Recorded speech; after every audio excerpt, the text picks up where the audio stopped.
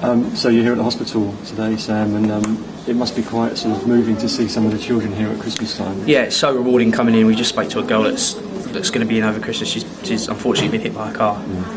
So it's good to, brighten up their day, like give them a little bit, we give a present, we give them a bit of a chat, and I think it's just sort of a refreshing because they're stuck in their hospital room, and they see 5 or 6 footballers come in with gifts. It just brightens up the day, brightens up the family's day, so it's really rewarding. Does it sort of put things into perspective a little bit? I know football is a serious game when you want to win every match, and it is important, but when you see some things at the hospital and you see some of the children in here, it sort of puts things into perspective. Oh yeah, we've all I've got younger brothers, younger cousins, and seeing people that we don't actually know in here that are going to be in here over Christmas is heartbreaking. So whatever we can do to give a bit of joy, give them a present, get the smile on their face again is worth doing. It must mean a lot to you as well, being a Colchester lad, and this is a hospital that I was born in this hospital. I think I've been here 100 times before with broken legs, broken wrists, so luckily enough I wasn't here for anything like these kids were, but we're here to spread joy and happiness, and it's what we're doing today. A big game on Saturday, Sam. You're playing the league leaders at MK Dons, and a perfect game ready to come into after a disappointing defeat. Yeah, we know we've got to jump, bounce back. All of us staff players know it wasn't good enough. 4-0 away from home. So yeah, it's a perfect game to come back to. Top of the league, haven't lost in a while.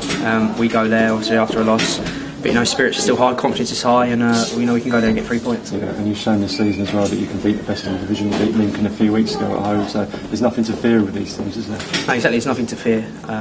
You've seen this league, anyone can beat anyone, so we can go to MK. And not easily, but we can go to MK and play the football we play, and we know we can get the 3 points and sort of cement ourselves in that top 3. Is there a slight point to prove from yourself and the players after what happened last weekend? Definitely, I think Lapp said it in his interview.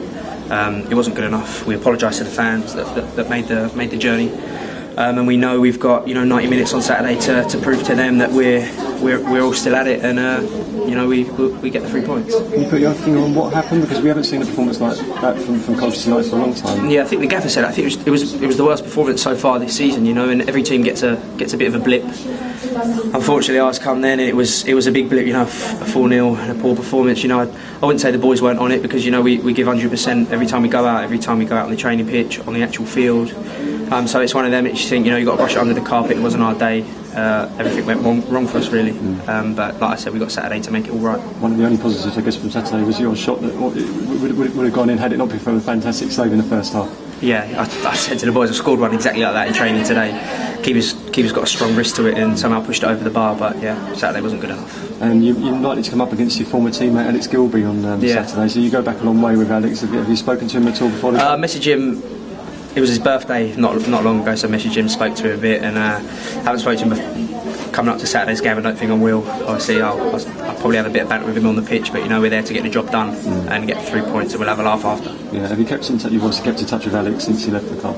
Yeah, definitely. I've kept in touch with quite a few of the boys, and Alex is the same as me. He's come through the ranks here, and he's done well enough and earned his move.